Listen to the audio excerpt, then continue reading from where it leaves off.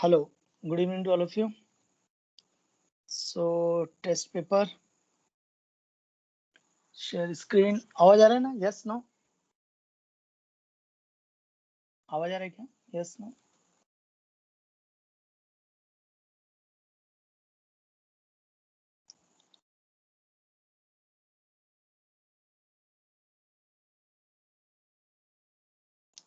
ठीक है, स्क्रीन दिख रही है? स्क्रीन दिख रही है? Yes, no? नहीं, अभी दिखी इसके? हाँ, अभी दिखी। ठीक है, चलेगा। तो बोलो, टेस्ट पेपर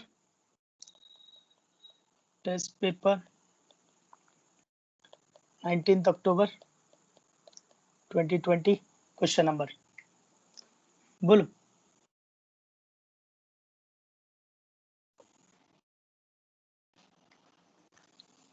बोलो question number 18th October, complex number ITF।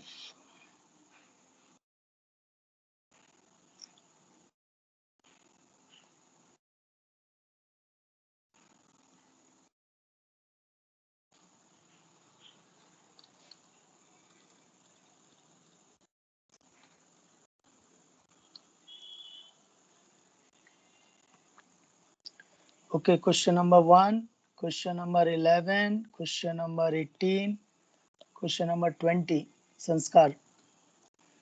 फिर Soham Bagmare question number 7, question number 10, question number 25।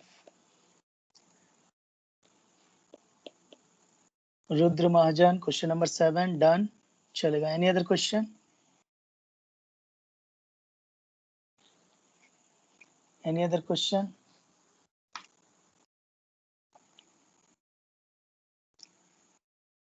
Highest, okay, check कर लेता मैं। So how is the paper, difficult और इजी?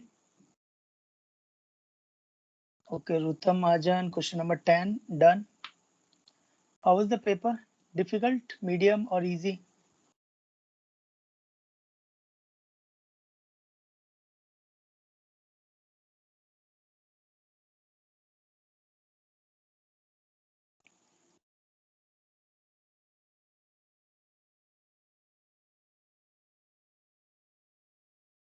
ओके, संस्कार से easy, numerical was very easy.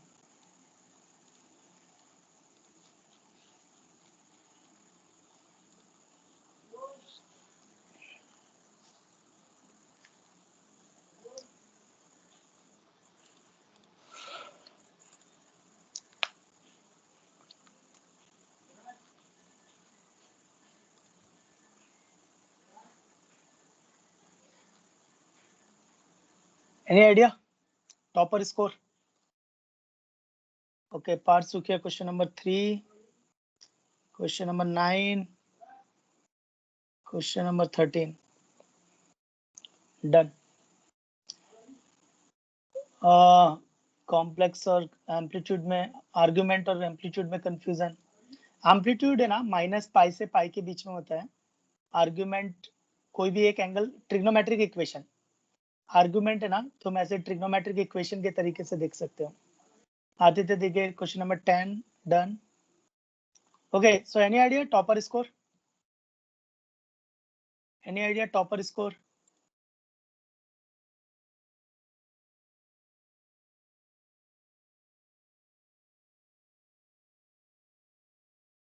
और रुद्र महाजन 81। Any other idea? तुम 5 के range में बोल सकते हैं, ऐसे जैसे 90 to 95, 85 to 90, 80 to 85, ऐसे बोल सकते हैं 5 के रेंज में। Okay, 81 above 90, 90, 90 to 95। Any other question? Any other? 85 to 90।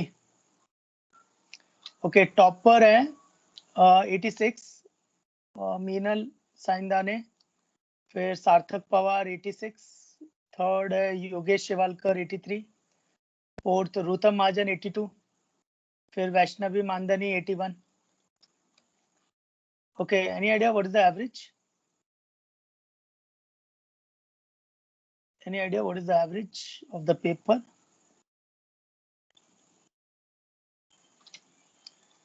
Average range 45 to 50, 55 to 60. Oh,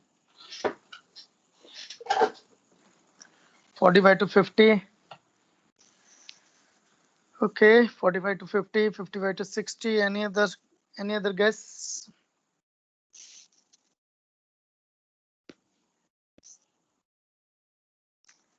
$45 plus average is 51. Average है 51. Okay. बोलो क्वेश्चन नंबर. तो क्वेश्चन नंबर है 1, 3. Question number 1, 3, 7, 9, 10, 11, 13, 18, 20, 25.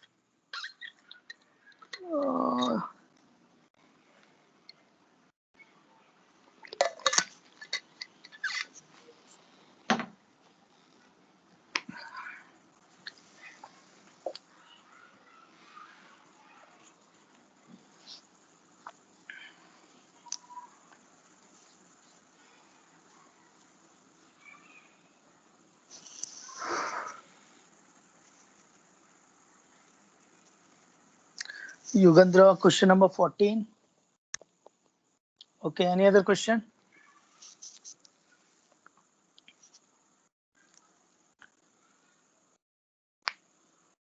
Any other question?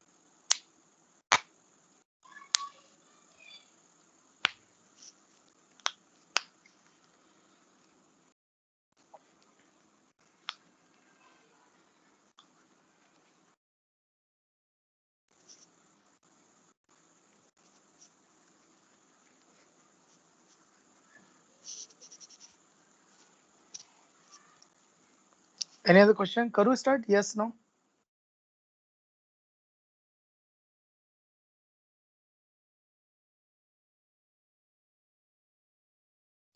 Romit, question number 2. Any other question?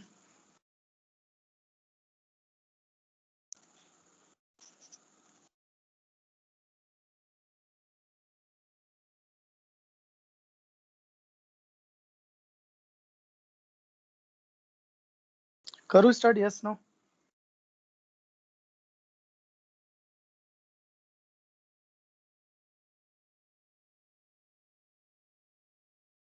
चलेगा, done करता start. Okay, question number 1. Question number 1 तुम अगर notice करोगे तो नोट्स का ही क्वेश्चन है ये. नोट्स में भी किया हुआ है ऐसा एक क्वेश्चन. तो question number 1, z square plus p plus iota q into z plus r plus iota s is equal to 0. तो p q r s real number है एज अ रियल रूट. तो नोट्स में भी एक question ऐसा किया हुआ है, बाकी देख लो. तो अगर एक रियल रूट है तो z इक्वल टू अल्फा, तो alpha square plus p plus iota into alpha plus r plus iota alpha equal to 0. अब यहाँ पे p q r s नहीं क्या हो गया, iota s is equal to 0. तो यहाँ पे पी क्यू आर एस जो है वो रियल है और अल्फा भी रियल है. अब अपने को करना क्या है कि रियल पार्ट अलग करना है, यानी alpha square plus P alpha plus R, और आयोटा वाला अलग करना है, Q alpha plus S is equal to 0. ठीक है. फिर अब अगर ऑप्शन में देखा जाए तो अल्फा नहीं चल रहा, तो अल्फा को एलिमिनेट करना होगा. तो this complex number equal to 0, so the real part must be 0 and imaginary part must be 0. तो q alpha plus s is equal to 0, तो alpha is equal to minus S by Q. तो alpha square plus P alpha plus R equal to 0, तो alpha रख दो यहाँ पे. तो S square by Q square minus S P by Q plus R equal to 0. तो S square minus P S Q plus R Q square equal to 0. So this is the answer. Question number 1. Question number 2. तो 2 लिखा है x is equal to minus 5 plus 2 times root over minus 4. पहले तमीज से लिखो. Minus 5 plus 2 into 2 iota, तो x is equal to minus 5 plus 4 iota. फिर question ने क्या पूछा है? क्वेश्चन ने पूछा है x raise to 4 plus 9x cube plus 35x square minus x plus 4 की वैल्यू बताओ इस x पर. तो ये ऐसा क्यों किया?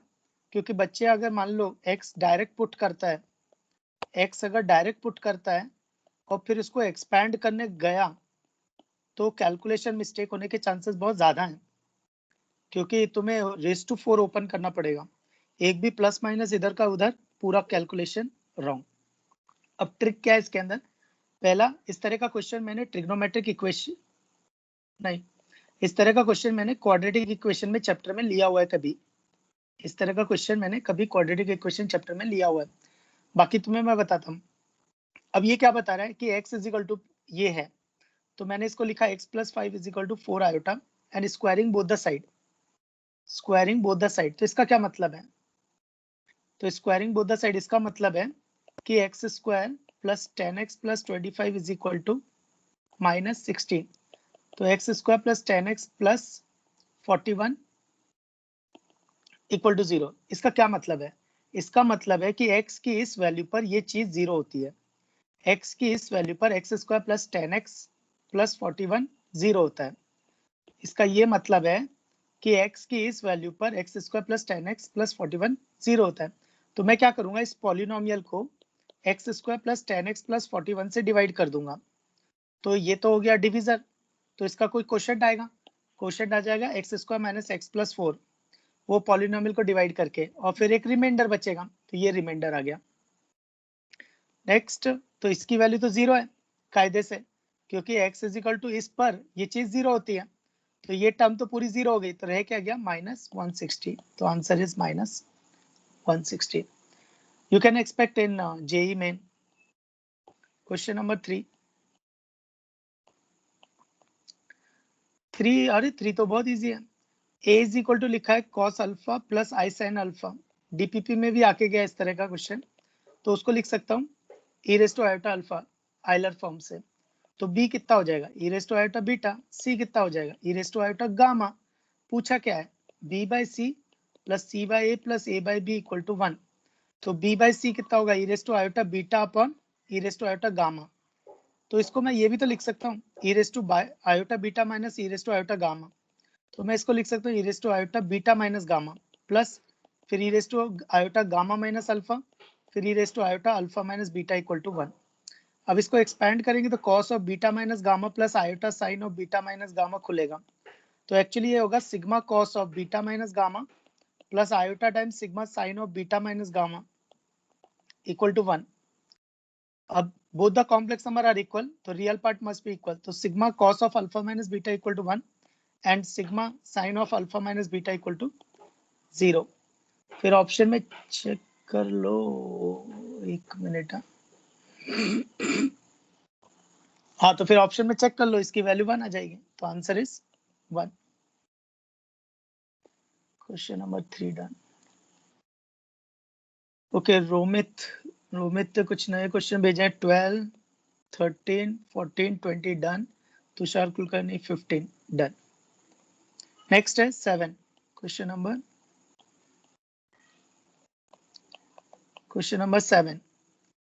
7 में है कि z and w two complex number such that mod z is less than equal to 1, mod w is less than equal to 1।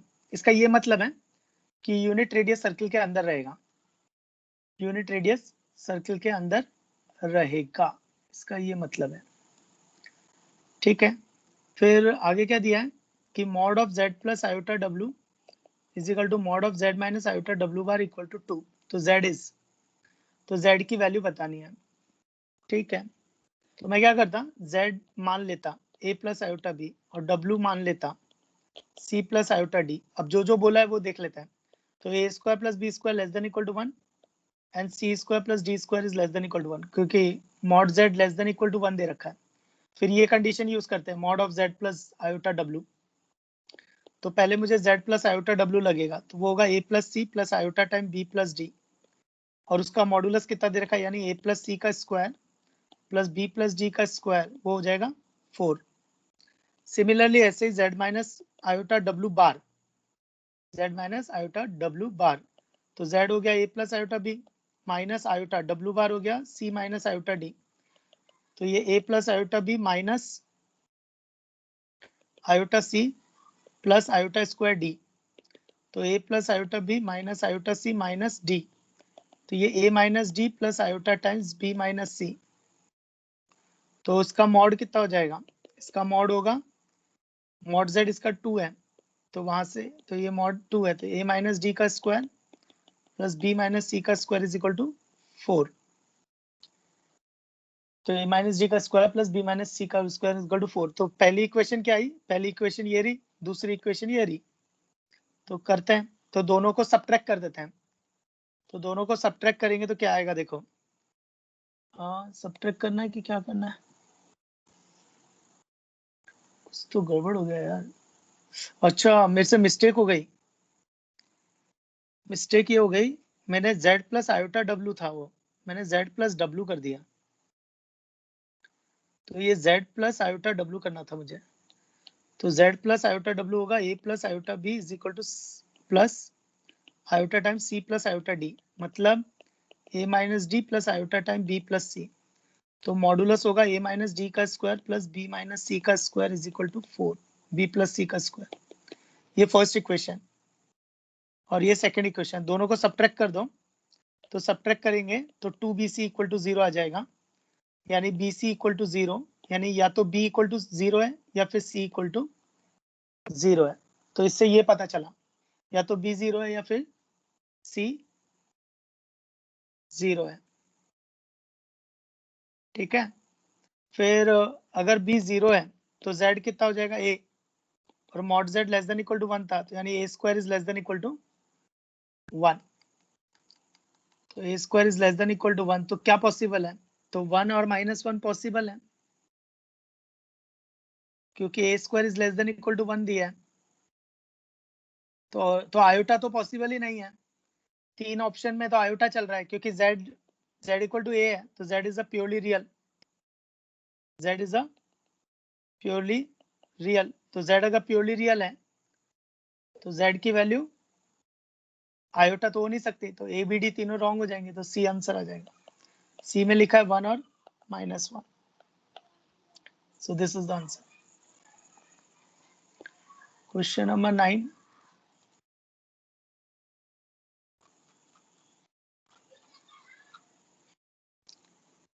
Question number 9, 9 में z1 दे रखा है 10 प्लस 6 आयोटा, z2 दे रखा है 4 प्लस 6 आयोटा, और amplitude of z minus z1 upon z minus z2 equal to pi by 4। तो then the value of mod of z minus 7 minus 9 iota की value बतानी है। तो देखो, अच्छा क्वेश्चन है। तो देखो, फंडे देता तुम्हें, बहुत सही फंडे हैं, एडवांस लेवल के हैं।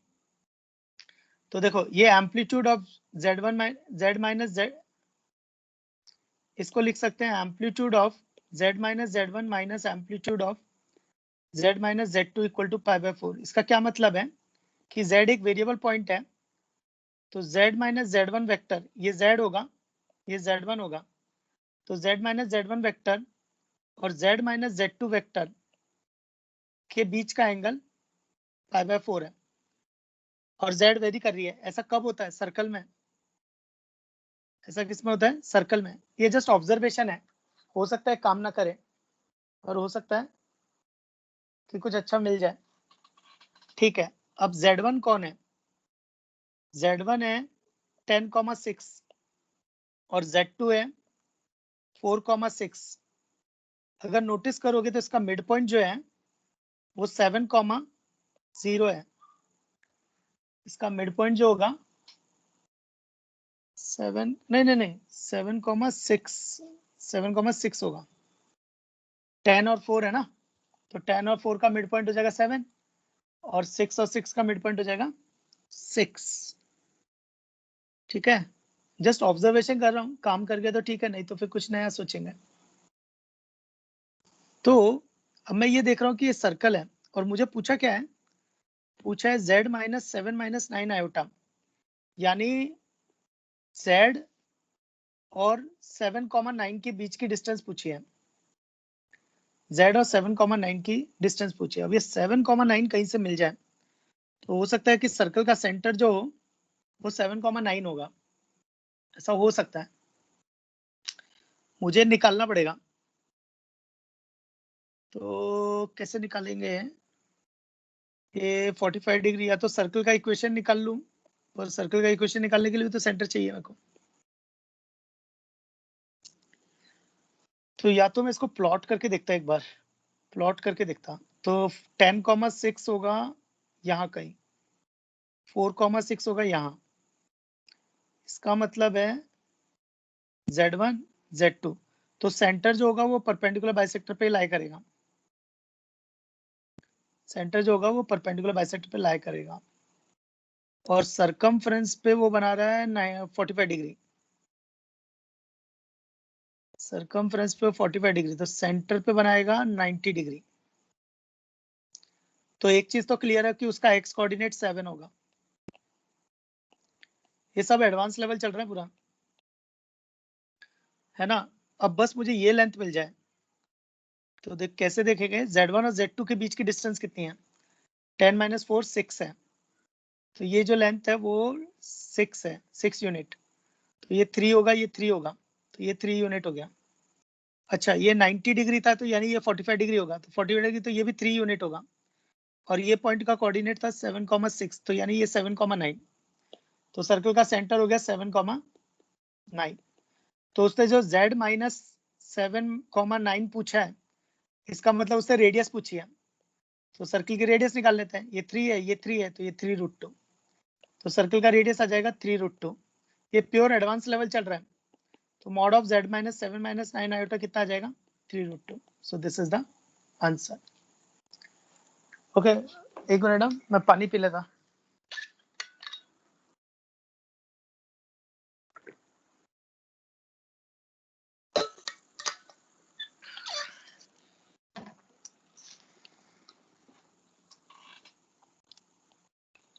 Okay, question number 9 done. थोड़ा टफ था। Question number 10। 10 में देखो, mod of Z - 25 iota is less than equal to 15। इसका क्या मतलब है? संस्कार, हाँ तुम्हारी बात सही है। हमने पहले अज्यूम कर लिया, नहीं एक्चुअली ऐसा नहीं है। क्वेश्चन थोड़े स्पेशल होते हैं, तो क्वेश्चन स्पेशल होते हैं तो अपने को समझ में आता है कि कुछ ना कुछ यूज कर रहा होगा। क्योंकि जो इन्फॉर्मेशन दे रखी थी ना, वो इन्फॉर्मेशन देख के भी समझ में आ रहा था कि कुछ तो सर्कल वर्कल का कुछ लेके देख के चल रहा होगा। तो अगर ठीक है ना, अगर वो काम नहीं करती तो फिर और नया सोचना पड़ता, ऐसा होता। तो तुम्हें क्वेश्चन में ऐसा सोचना पड़ता है कि क्या चीज काम कर रही है। ये मेंस एडवांस में बहुत बहुत होता है। तो इसको तुम अज्यूम नहीं बोल सकते, इट्स एन अप्रोच। ओके, तो mod of Z - 25 iota is less than equal to 15। इसका मतलब है सर्कल के अंदर के पॉइंट्स। पूछा क्या है, maximum of amplitude of Z minus minimum of amplitude of Z। अब देखो इसको समझना, इसको समझना। तो इसको समझेंगे ना तो बहुत सारी चीजें क्लियर होंगी। देखो अब कैसे समझना, लैंग्वेज पढ़नी आनी चाहिए अपने को। अब मॉड ऑफ Z - 25 आयोटा क्या होगा, सर्कल, वो सर्कल जिसका सेंटर 0,25 है। तो यानी ऐसा कुछ होगा 0,25, जिसका सेंटर होगा 0,25 और लेस देन इक्वल टू 15, यानी 15 रेडियस के सर्कल के अंदर के पॉइंट्स है। तो ये इनइक्वालिटी क्या बता रही है, इस सर्कल के अंदर के पॉइंट्स, है ना, सर्कल के अंदर के पॉइंट्स। अब आता है एम्पलीट्यूड क्या है। देखो ध्यान से देखना, तुमने इस सर्कल पे कोई भी पॉइंट लिया, उसको ओरिजिन से ज्वाइन करो, ये जो एंगल बनेगा दैट्स द एम्पलीट्यूड। क्योंकि Z किस पे लाई कर रहा है, Z इसके अंदर लाई कर रहा है, लेस देन इक्वल टू है ना, Z इस पे लाई कर रहा है, इसके अंदर, Z इसके अंदर लाई कर रहा है। तो जब भी मैं कोई कॉम्प्लेक्स नंबर लूंगा, जब भी मैं कोई कॉम्प्लेक्स नंबर लूंगा जो क्वेश्चन की गिवन कंडीशन को सेटिस्फाई करे, जब भी मैं कोई कॉम्प्लेक्स नंबर लूंगा, उसको ओरिजिन से ज्वाइन करूं, ये एंगल, इसको ओरिजिन से ज्वाइन करूं, एंगल। तो कहीं ना कहीं मिनिमम और मैक्सिमम आ रहा होगा। तो मिनिमम कब आएगा, ओरिजिन से ड्रॉ की गई टेंजेंट, तो ये मिनिमम एम्पलीट्यूड होगा θ1। और मैक्सिमम कहाँ पे होगा, ओरिजिन से ज्वाइन की गई टेंजेंट, तो ये होगा θ2। तो मुझसे क्या पूछा गया है, mod of theta 2 minus theta 1। तो ऐसे ऑब्जर्व करने का, तुम जितना ज्यादा ऑब्जर्व करोगे ना माइंड उतना स्मार्ट होगा। तो ऐसी चीजें ऑब्जर्व करने का तो माइंड और स्मार्ट होगा। तो बस क्वेश्चन अब कहाँ चला गया, कोऑर्डिनेट ज्योमेट्री में, कि ये रेडियस हो जाएगी 15, ये हो जाएगा 25। अच्छा, थीटा 2 माइनस थीटा 1 कौन होगा, टेंजेंट के बीच का एंगल। तो टेंजेंट के बीच का जो भी एंगल आएगा उसका डबल तुम्हारा आंसर होगा। तो तुम अगर इसको सही से देखो तो ये एक ऐसे ट्रायंगल बन रहा है 90 डिग्री, ये 15, ये 25, ये सेंटर सी, ये ओरिजिन। तो theta 2 minus theta 1 is nothing but angle between tangents, angle between tangents. तो this is angle between tangents. तो मैं क्या करूंगा, ये आधा एंगल निकाल दूंगा और उसका डबल मेरा आंसर हो जाएगा। तो ये कैसे निकालेंगे, तो मैंने इसको माना फाई थीटा, थीटा भी बोल सकते हैं। तो थीटा मैंने माना, तो इसमें मेरे को देखो क्या क्या दे रखा है,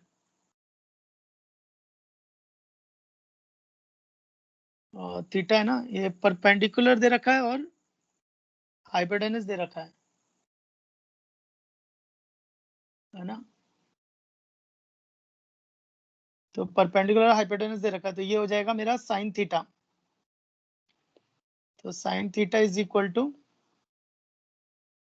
परपेंडिकुलर अपॉन हाइपोटेनस। तो ये हो जाएगा 3/5 साइन थीटा। तो थीटा कितना आ गया, साइन इनवर्स 3/5। पर अपने को थीटा 2 माइनस थीटा 1 पूछा है, यानी 2 थीटा पूछा है। तो 2 थीटा पूछा है, तो यानी ये हो गया 2 साइन इनवर्स 3/5। पर ऑप्शन में डायरेक्ट नहीं दे रखा, तो इसको मैच कराना पड़ेगा। तो इसको ऑप्शन को मैच कराना पड़ेगा। तो साइन इनवर्स को लिख सकते हैं अपन 2 टाइम ये pi minus pi minus cos inverse 3/5, क्योंकि ऑप्शन में ना कॉस इनवर्स ज्यादा चल रहा था। ये हो गया पाई माइनस 2 कॉस इनवर्स 3/5। तो बी ऑप्शन, तो बी ऑप्शन मैच कर रहा है। क्वेश्चन नंबर 10, एक मिनट ना पानी पी लेता मैं।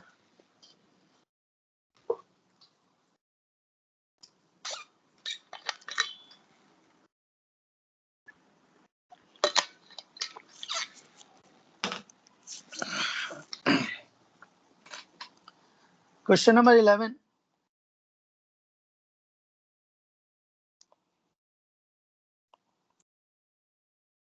क्वेश्चन नंबर 11 में देखो, z bar plus iota w bar equal to 0 दिया है और argument of zw is equal to pi दिया है। तो आर्गुमेंट ऑफ z पूछा है, ठीक है। तो मैं क्या करूंगा, पहले तो z bar equal to minus iota w bar, तो mod of z bar equal to mod of minus iota w bar. तो ये mod of z equal to mod of w आ जाएगा। इसका मतलब ये हुआ कि z और w का मॉडुलस सेम है, ठीक है। और भी देखेंगे, अपने को चाहिए क्या, अपने को आर्गुमेंट ऑफ z चाहिए, ठीक है। तो आर्गुमेंट ऑफ z इंटू डब्ल्यू को लिख सकते हैं argument of z plus argument of w equal to pi, log की प्रॉपर्टी, लॉग की प्रॉपर्टी। अब मैं क्या करता, w पुट कर देता। अच्छा, मैं w निकाल सकता हूँ ना, z bar equal to minus iota w bar, conjugate लो तो ये हो जाएगा z equal to minus iota को लिख देंगे आयोटा w, फिर w equal to z upon iota. तो w equal to minus iota w, क्योंकि आयोटा का रेसिप्रोकल माइनस आयोटा, तो माइनस आयोटा z। तो ये हो जाएगा argument of z plus argument of minus iota z is equal to pi, ठीक है। अब मैं इसको लिख सकता हूँ argument of z plus argument of minus iota plus argument of z is equal to pi, वही आर्गुमेंट की प्रॉपर्टी। तो 2 टाइम्स आर्गुमेंट ऑफ z और आर्गुमेंट ऑफ माइनस आयोटा क्या होगा, माइनस आयोटा लाई करता है नेगेटिव एक्सिस, यानी minus pi. तो minus pi is equal to पाई।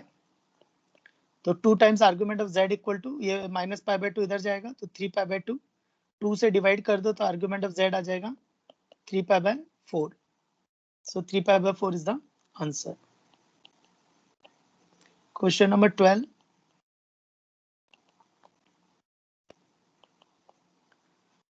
12, मुश्किल नहीं है।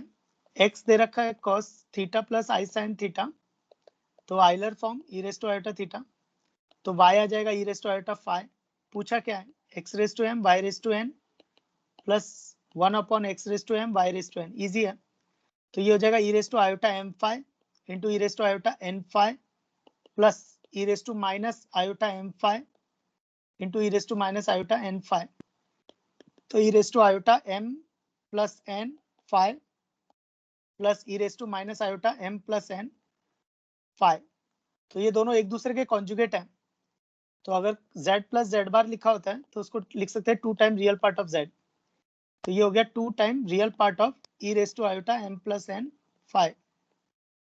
तो 2 टाइम, तो इसका रियल पार्ट कितना होगा cos of m plus n phi. Euler form से एक्सपेंड कर दिया, तो इजी था। क्वेश्चन नंबर 13, ये सुना करो समझा करो इसमें, क्योंकि काफी सारी चीजें क्लियर होती है अपनी। तो z square plus z mod z plus mod z square equal to 0, z square plus z z mod z plus mod z square equal to 0। तो ठीक है, तो इसको मॉड जेड स्क्वायर से डिवाइड कर दो। तो z square upon mod z square plus z upon mod z plus 1 equal to 0। तो ये जेड अपॉन मॉड जेड की क्वाड्रेटिक बन गई। और ध्यान से देखोगे तो ये x square plus x plus 1 equal to 0 की फॉर्मेट है, जिसके रूट ओमेगा और ओमेगा स्क्वायर होते हैं। तो इसके रूट कौन हो गए, ओमेगा और ओमेगा स्क्वायर। तो इसका मतलब है z upon mod z equal to omega और z upon mod z equal to omega square. ठीक है, तो z equal to omega mod z या फिर z equal to mod omega square mod z। ठीक है, तो बस मुझे क्या करना है, z को निकालना है। z के निकल गया तो काम हो जाएगा। तो कैसे निकालेंगे, अच्छा तो z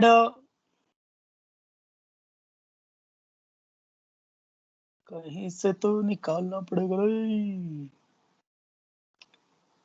बहुत लेंदी हो जाएगा नहीं तो। z अगर x प्लस आई बाई है और ओमेगा अपना होता है -1 प्लस √3 आयोटा बाई 2 और मॉड z अभी रुकता root over X square plus Y square होता है। तो इसको कंपेयर कर सकते हैं, क्योंकि both the complex number are equal, तो real part and imaginary part. तो x is equal to minus half mod z, y is equal to √3 by 2 mod z।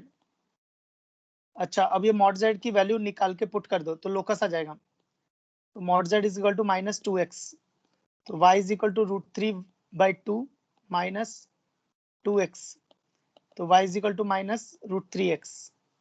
तो ऐसे दूसरा वाला भी आ जाएगा, तो वो y इक्वल टू √3x आता है, y इक्वल टू √3x और y equal to minus √3x।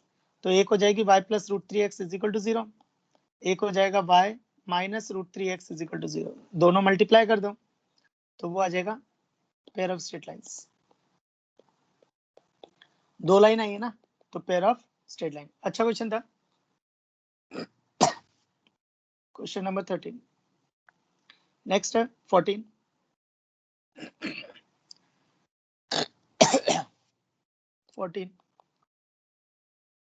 14 भारी है, 14 स्टार लगा लो, बहुत डिफिकल्ट है। Cos alpha plus cos beta plus cos gamma 0 दे रखा है,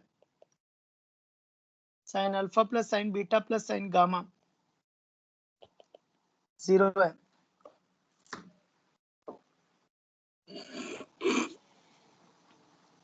ठीक है, ये स्टार लगा लेना, एडवांस का क्वेश्चन है। मैंने क्या किया, एक ए माना cos alpha plus I sine alpha, यानी cos alpha plus I sine alpha यानी e raise to iota alpha. एक तो जाने दो, उसको जरूरत नहीं है। तो सिमिलरली मैंने बी भी माना cos beta plus I sign beta, मतलब ये e raise to iota alpha, ये e raise to iota beta. सी हो गया cos gamma plus I sign gamma यानी e raise to iota gamma. तीनों को ऐड कर दिया तो क्या आएगा, cos alpha plus cos beta plus cos gamma, वो तो 0 है, तो 0। फिर इमेजिनरी पार्ट ऐड करेंगे तो वो भी 0 है, तो एक्चुअली ये 0 आ जाएगा। तो a plus b plus c 0 है, और अगर a plus b plus c 0 है तो a cube plus b cube plus c cube equal to 3abc। a cube plus b cube plus c cube is equal to 3abc। अब a cube को लिख सकते हैं e raise to iota 3 alpha, e raise to iota 3 beta, e raise to iota 3 gamma, और 3 times e raise to iota alpha, e raise to iota beta, e raise to iota gamma. Both the complex number are equal, तो by comparing real part and imaginary part, तो ये आ जाएगा cos 3 alpha plus cos 3 beta plus cos 3 gamma. Real part equate किया, इधर आएगा 3 cos, क्योंकि ये 3 times e raise to iota alpha plus beta plus gamma है, cos of alpha plus beta plus gamma. So this is answer, है ना। It's a pure advance question. Question number 14 star लगा सकते हैं। क्वेश्चन नंबर 15 इसको भी star लगा लो, क्योंकि इसमें nth रूट्स ऑफ यूनिटी चल रहा है। क्वेश्चन नंबर 15 पार्ट टू किया, mod z square taken as z bar then a is common. हाँ ऐसा भी कर सकते हैं, चलेगा। पार्थ जो बोल रहा है वो भी सही है, लेकिन उससे answers pair of straight line he straight line आएगा ना। तो 2 लाइन आ रही होगी ना, तो 2 लाइन आ रही होगी तो वो पेयर ऑफ स्ट्रेट लाइन हो गया। उसमें से अगर z कॉमन ले लिया तो वो z bar plus mod z plus z square आ रहा है, तो उसमें से एक z तो कैंसिल हो जाएगा पूरा, तो उसके बाद वो हाँ z प्लस बार प्लस मॉड z आएगा, वो तो स्ट्रेट लाइन की इक्वेशन की तरह हो जाएगा। नहीं, तुमने क्या किया, Z square mod z square की जेड बार रखा ना, है ना, हाँ पर मॉड जेड भी तो फंसा हुआ है अभी, तो तुमने मॉड जेड स्क्वायर की जगह जेड बार रखोगे, लेकिन मॉड जेड फंसा हुआ है ना अभी, तो अभी और जेड इक्वल टू 0 हुआ, फिर मॉड जेड भी तो चल रहा है अभी, है ना, तो कैलकुलेशन मिस्टेक हुई होगी। ओके, क्वेश्चन नंबर 15 अच्छा क्वेश्चन, स्टार मार्क लगा सकते हैं। क्यों? क्योंकि ये nth रूट्स ऑफ यूनिटी चल रहा होगा। तो देखो अच्छा क्वेश्चन है, a is equal to cos 2π/7 plus I sine 2π/7। तो वैल्यू निकालने की तो कोशिश मत करना, नहीं निकलेगी। 2π/7 बोले तो बहुत ही गंदा है। तो ये कौन है, e रेज़ टू आयोटा 2π/7 है। तो एक्चुअली ये क्या लिखा हुआ है, e raise to 7 equal to e raise to iota 2π, वो होता है 1, तो e raise to 7 equal to 1, और ये e raise to 7 equal to 1 मतलब 7th रूट ऑफ यूनिटी। वो यहाँ से भी देख के समझता है, डिवाइड में जो लिखा है वो 7th रूट ऑफ यूनिटी है, तो उससे भी फंडे लगा सकते हैं अपन। बाकी और मैं लगाता फंडे, तो उसने बोला कि अल्फा की वैल्यू है a plus a square plus A raise to 4, beta की वैल्यू है a cube plus A raise to 5 plus A raise to 6। तो वो क्वाड्रेटिक इक्वेशन कौन है जिसके रूट्स अल्फा बीटा है, वो क्वाड्रेटिक इक्वेशन कौन है जिसके रूट्स अल्फा बीटा है। तो ठीक है, मुझे सम चाहिए, तो a plus a square plus A raise to 4 plus a cube plus A raise to 5 plus A raise to 6। तो अपने को पता है कि ये nth रूट्स ऑफ यूनिटी है, तो nth रूट्स ऑफ यूनिटी के सम ऑफ रूट 0 आता है, तो 1 plus alpha 1 plus alpha 2 plus alpha 3 plus alpha 4 plus alpha 5 plus alpha 6, ये 0 आएगा। और ये क्या लिखा हुआ है, ये अल्फा 1 है, ये अल्फा 2 है, ये अल्फा 4 है, ये अल्फा 3 है, क्योंकि जीपी में होते हैं ना nth roots of unity, alpha 1 alpha 2 जो होगा वो अल्फा 1 स्क्वायर होगा, अल्फा 3 जो होगी वो अल्फा 1 की क्यूब होगी, तो ये अल्फा 5 हो गया और ये अल्फा 6 हो गया। तो सबका सम कितना आ रहा है, सम ऑफ रूट्स 180 टाइम्स 0, तो ये हो गया -1, तो सम ऑफ रूट्स आ गया -1। अब ऐसे ही प्रोडक्ट ऑफ रूट्स में निकालेंगे, तो a plus a square plus A raise to 4 into a cube plus A raise to 5 plus A raise to 6, तो इसको मल्टीप्लाई करो।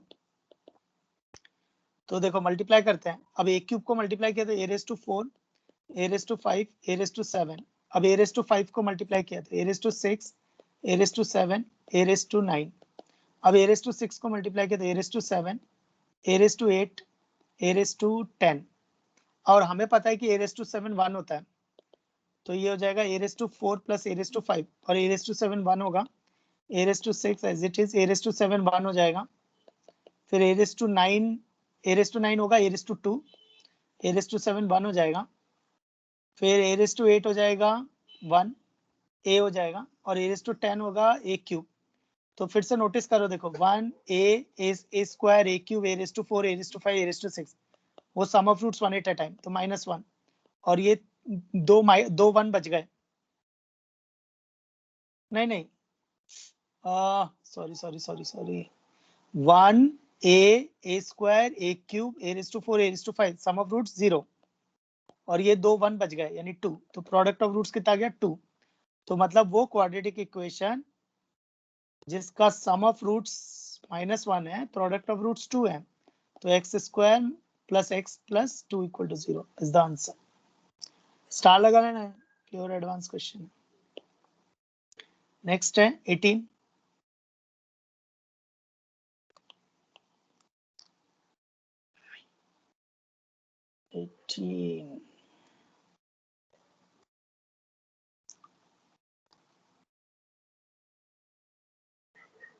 Ten of 5/4 plus 1/2 cos inverse a by b plus 10 of 5/4 minus half cos inverse a by b। देख के खतरनाक लग रहा है।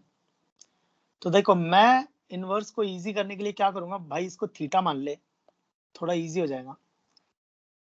तो half cos inverse a by b कितना है थीटा, मतलब cos inverse a by b 2 theta है, मतलब a by b cos 2 theta है।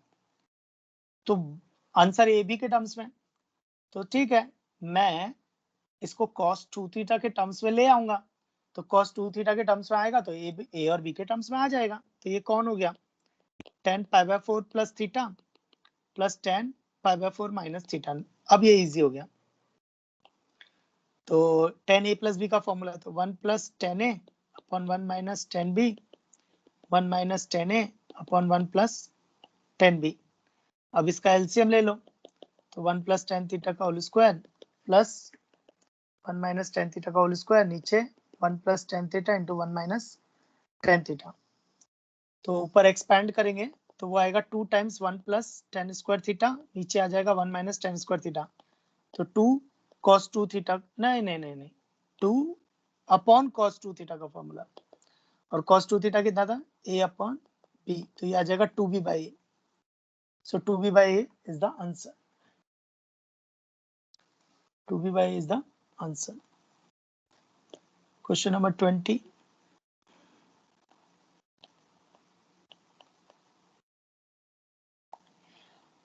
जबरदस्त क्वेश्चन है, स्टार लगा लो इसको, ये प्योर एडवांस का क्वेश्चन है।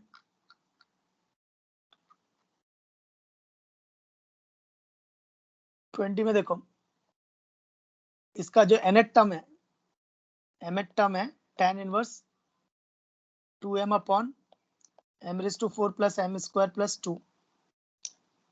तो फंडा क्या होता है, इसको दो टर्म में तोड़ो कि एक दूसरे के कॉन्जुगेटिव और बीच में माइनस हो। तो tm is equal to, last topic है ये ITF का, तो tan इनवर्स, तो नीचे लिखेंगे 2 को लिखेंगे 1 प्लस 1, तो ये 1 plus m raise to 4 plus m square plus 1। ठीक है, नेक्स्ट ऊपर तो 2m ही है, तो tm is equal to tan inverse, नीचे 1 प्लस, अभी m रेज़ टू 4 इसको समझाता तुम्हें, तो m raise to 4 plus m square plus 1, इसमें m स्क्वायर ऐड किया और m स्क्वायर सब्ट्रैक्ट किया, तो ये हो गया m raise to 4 plus 2m square plus 1 minus m square. ये हम लोग सीक्वेंस एंड सीरीज में कर चुके हैं वैसे, पर फिर से देख लो, तो ये m स्क्वायर प्लस 1 का whole square minus m square, तो ये a square minus b square, तो a plus b a minus b, तो ये इसके फैक्टर्स बन गए,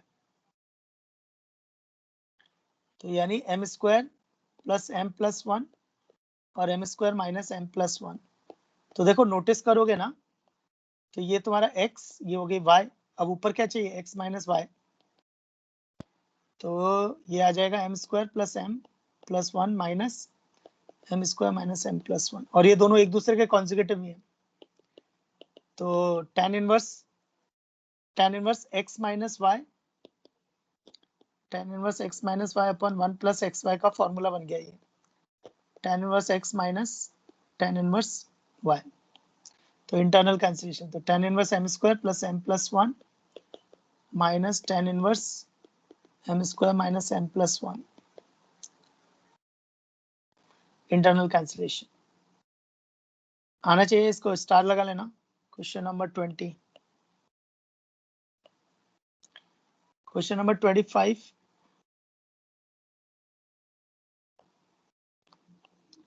क्वेश्चन नंबर 25 में देखो ना, sign inverse something plus cos inverse something is equal to pi by 2 दिया है।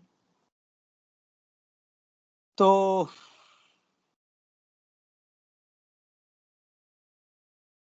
Sign inverse something plus cos inverse something is equal to pi by 2। तो ऐसा तो तभी होता है जब ये दोनों बराबर हो।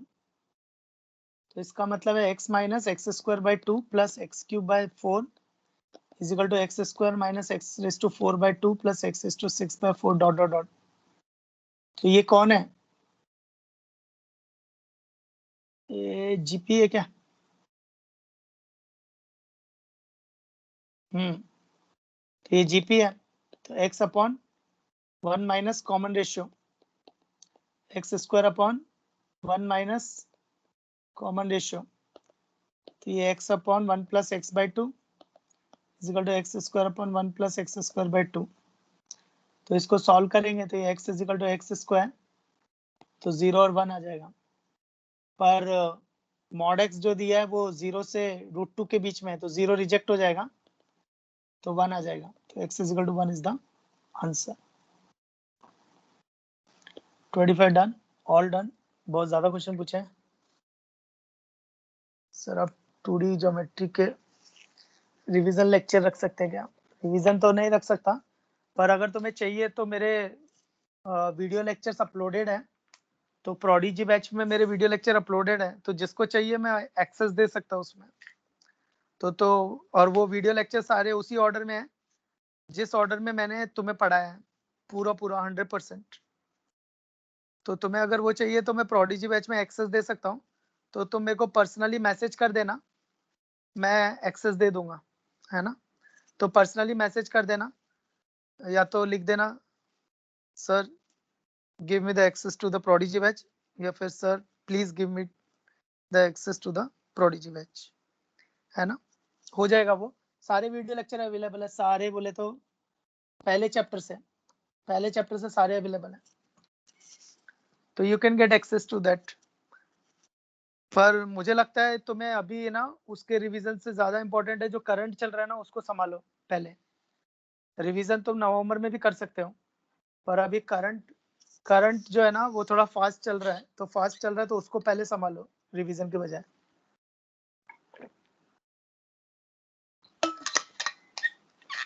ठीक है फिर। तो जिसको भी अगर कोई पुराने चैप्टर का रिवीजन करना होगा ना, मैं प्रोडिजी बैच में एक्सेस दे दूंगा। You will get all the video lectures and DPP also. ठीक है, चलेगा।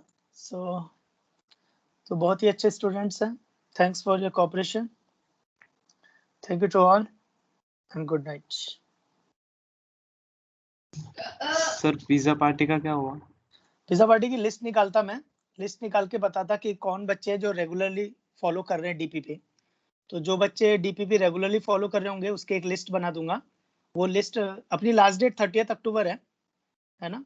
तो लास्ट डेट वो 11 सितंबर से 30 अक्टूबर तक था।